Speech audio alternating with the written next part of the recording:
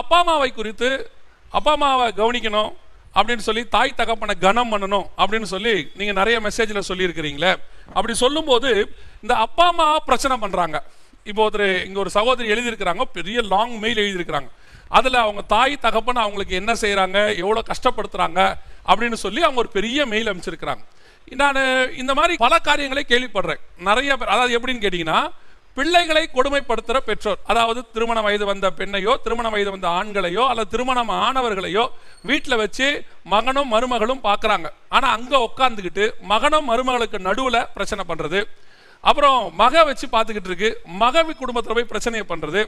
இந்த மாதிரி சில நேரங்களில் பெற்றோர்கள் பிள்ளைகளை கொஞ்சம் அனுசரித்து இந்த மாதிரி விஷயத்தில் போக வேண்டி இருக்கு. ஏன்னா நீங்கள் திருமணம் பண்ணி கொடுத்துட்டீங்க, அதுவே இன்னொருத்தர் வீட்டில் போய் தங்கி இருக்கு. அந்த இடத்துல உங்களை கொண்டு போய் வச்சு பத்திரமா பார்க்குறாங்க.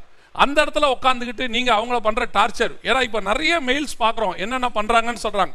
நான் பிள்ளைகளுக்கு எப்பவும் சொல்லுவேன், பெற்றோரை கண்டிப்பாக நீங்கள் கவனிக்க வேண்டும். நிச்சயமாக அதில் எந்த மாற்று கருத்தும் இல்லை. நம்மளை அவங்க பார்த்தாங்க, நாம் அவங்கள பார்க்கணும். அதுக்காக இல்லை, அது கர்த்தர் நமக்கு கொடுத்துருக்கிற கட்டளை, நாம் அதை கண்டிப்பாக செய்யணும். அதே நேரத்தில் பெற்றோரும் பிள்ளைகளை நீங்கள் திருமணம் பண்ணி கொடுத்துருக்கிறீங்க, உங்கள் பிள்ளையோ உங்களை மகளையோ நீங்கள் திருமணம் பண்ணி கொடுத்துருக்கிறீங்க. அப்போ அவங்கள நீங்கள் எவ்வளோ தூரம் சமாதானமாக வச்சுக்கிறீங்க, அவங்களோட கூட எவ்வளோ அட்ஜஸ்ட் பண்ணி போறீங்கன்றது ஒரு மிக முக்கியமான விஷயம். இப்போ திருமணம் பண்ணி கொடுத்துட்டீங்கன்னா அது அவங்க குடும்பம். இப்போ உங்கள் மகனை திருமணம் பண்ணி கொடுத்துட்டீங்கன்னா அது அவர் குடும்பம். அந்த குடும்பத்தில் உங்களை வச்சிருக்கிறாங்க, நீங்கள் உங்கள் கணவருடைய குடும்பம் தான். ஆனால் கணவர் இறந்துருப்பாரு, நீங்கள் கணவர் இருக்க மாட்டார், இல்லை கணவன் மனைவியாக இருப்பீங்க, உங்கள் வயதான காலமாக இருக்கும், உங்களை வச்சு அவங்க பார்க்குறாங்க.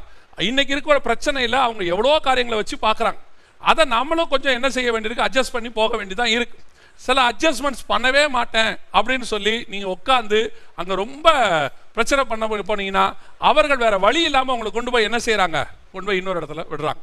சில பெற்றோர் எவ்வளவோ அட்ஜஸ்ட் பண்ணுறவங்க இருக்கிறாங்க, வீட்டுக்குள்ளே நல்ல வேலை செய்கிறவங்களும் இருக்கிறாங்க, உறுதுணையாக இருப்பாங்க, பிள்ளைகளை பார்த்துப்பாங்க, பேர பிள்ளைகளை பார்த்துப்பாங்க, தங்களால் இயன்ற உதவிகள் செய்வாங்க. அவங்கள டார்ச்சர் பண்ணுற மகனும் மருமகளும் இருக்கிறாங்க.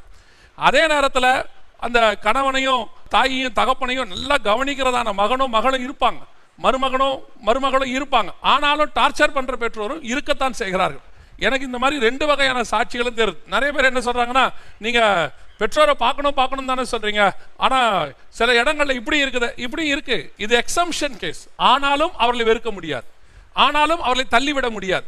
நான் எப்பவும் சொல்லுவேன், நம்ம குழந்தையா இருக்கும்போது நாம் குழந்தைத்தனத்தில் நம்ம நிறைய சேட்டைகள் பண்ணியிருப்போம், நிறைய பிரச்சனைகள் பண்ணியிருப்போம். அதனால் அவங்க ரொம்ப துன்பத்தை அனுபவிச்சிருப்பாங்க. ஆனால் அதெல்லாம் பொறுத்துக்கிட்டு தான் நம்மளை அவங்க பிள்ளைகளாக வச்சுருக்கிறாங்க. அதே மாதிரி தான் இப்போ அவங்க குழந்தைகள் ஆயிட்டாங்க, அவங்க சில நேரத்தில் அறியாமல் செய்வாங்க, சில நேரத்தில் கொஞ்சம் சேட்டை பண்ணத்தான் செய்வாங்க. கொஞ்சம் பொறுத்து தான் நம்ம போக வேண்டியிருக்கு.